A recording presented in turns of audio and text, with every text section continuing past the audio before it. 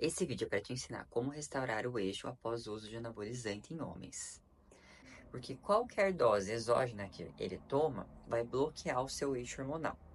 Eu, Maísa, médica, educadora física, acadêmica de nutrição, trabalho com homens, mulheres, várias pessoas atletas de fisiculturismo que principalmente buscam o meu trabalho para efeitos de colaterais, tratamentos colaterais, para restaurar o eixo, voltar à produção hormonal natural. Então, o que isso significa, né? Bloqueio do eixo hormonal. Isso acontece porque entrou da forma exógena, foi lá, aplicou um cipionato de testosterona, né? O homem.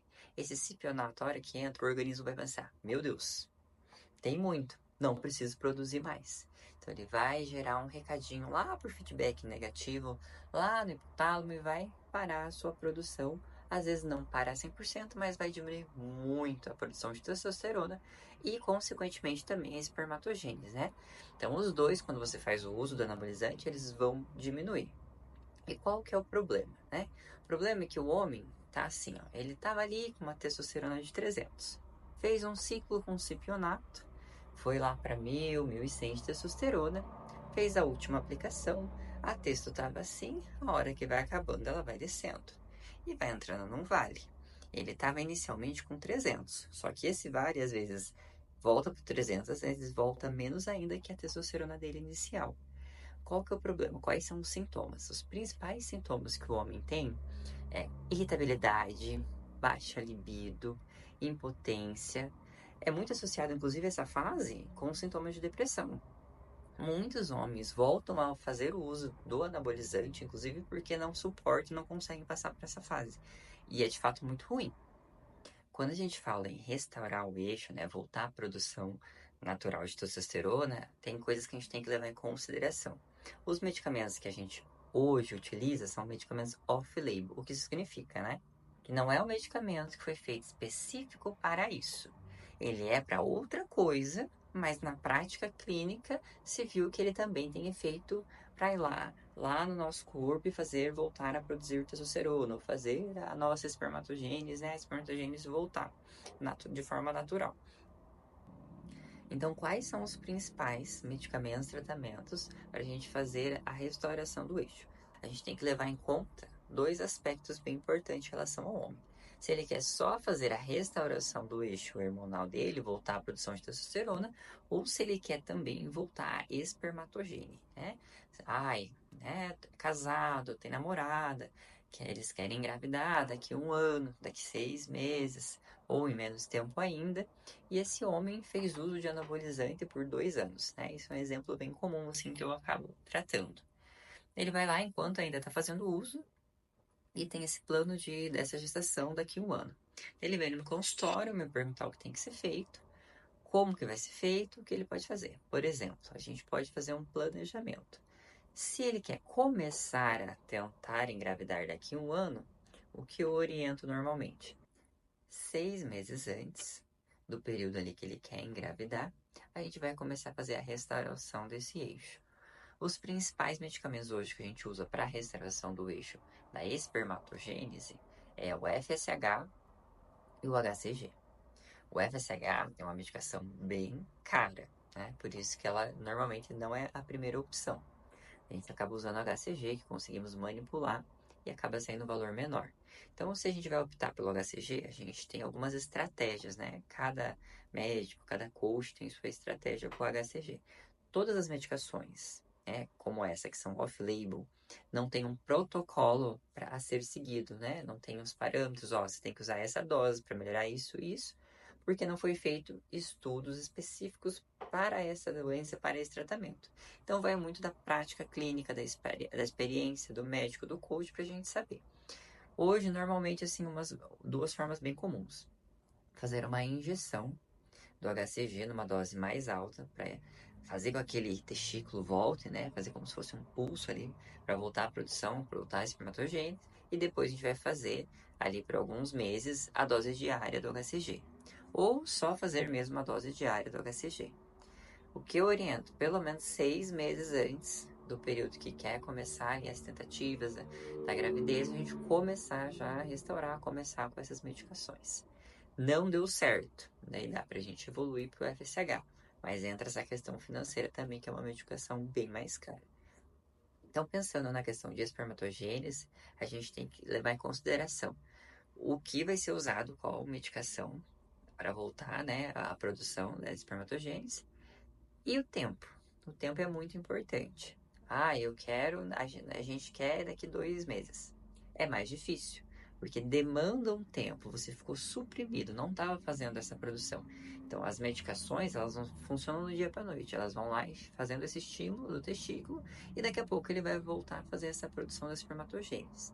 Então, são coisas que, ai, por exemplo, você que está aí assistindo, tô usando ali há 3 anos de uma forma recorrente, anabólico, e minha namorada, agora em 2025, ela quer engravidar. Então, você é um candidato ali, ai, pelo menos uns 6 meses, né? 4 meses antes que isso aconteça, a gente começar a fazer um tratamento, começar a fazer uma restauração do seu eixo, para assim, quando você começar as tentativas, elas não sejam falhas ou demore muito tempo para conseguir.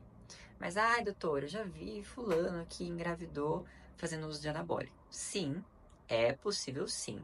A espermatogênese, ela diminui muito, mas ela não zera, tá? Então, tem sim casos que conseguem engravidar fazendo uso do anabólico. Isso acontece sim, mas são poucos, é a exceção. A regra é que fica muito baixo a contagem, e isso daí é muito importante você fazer acompanhamentos com um médico, é que daí a gente vai pedir a espermatogênese, vai avaliar antes, durante o tratamento, pós, como que tá, se melhorou a motilidade. O que que é a motilidade? Não adianta só melhorar a quantidade, né, da espermatogênese, dos espermas. Eles têm que ser bons também, eles têm que ser rápidos. Eles conseguirem entrar lá no trajeto e serem o primeiro a chegar a fecundar o óvulo.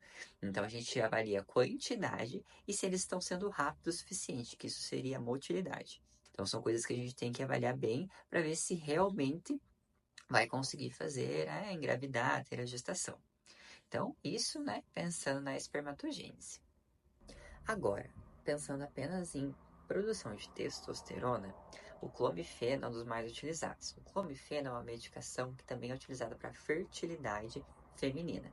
Mas, off-label, como eu já expliquei, foi visto que ele ia lá no nosso sistema nervoso central, lá do homem, aumentava a produção de GnRH, que é um dos precursores ali na produção da testosterona, e aumentava a produção da testosterona no homem. Então, viu que isso funcionava e começou a ser usado. É muito difundido no meio dos atletas ali para fazer essa restauração do eixo. Na farmácia, a gente encontra geralmente a dosagem de 50 miligramas. Quando pensa em restauração do eixo, pode ser até começado com uma dosagem menor, ou às vezes até uma dosagem um pouquinho maior, de 100, 150 miligramas, depende muito do tratamento do paciente. Então, quando a gente pensa nisso, a importância de um médico, né? Porque daí o médico vai poder manipular, a gente vai poder fracionar a dose se precisar, triplicar a dose. Então, fica muito limitado em relação a usar só a dosagem que tem na farmácia. Então, essa medicação, ela vai lá no nosso sistema, aumenta essa produção, melhora a testosterona. Mas isso é do dia para noite? Não, não é. Não melhora do dia para noite. Por isso tem que ser planejado, que é o que as pessoas não fazem. E daí, vários sintomas, aqueles sintomas bem ruins. Às vezes, alguns homens entram até em depressão pela falta da testosterona em si. É problema no namoro, casamento, pela questão da libido também, que é uma coisa que afeta bastante os homens. Então, é uma coisa que tem que ser planejada. Ah, não vou mais tomar. Vai ter vários efeitos. Então, não quero usar mais, vai lá. Vamos agendar consulta, a gente vai avaliar como que você está agora. Como que vai ser o plano daqui para frente para a gente poder fazer a retirada desse anabólico, não fazer uma retirada brusca, por exemplo. Pouco antes da última aplicação, a gente já começa com a utilização da medicação para ela ir ali estimulando um pouco mais a sua produção.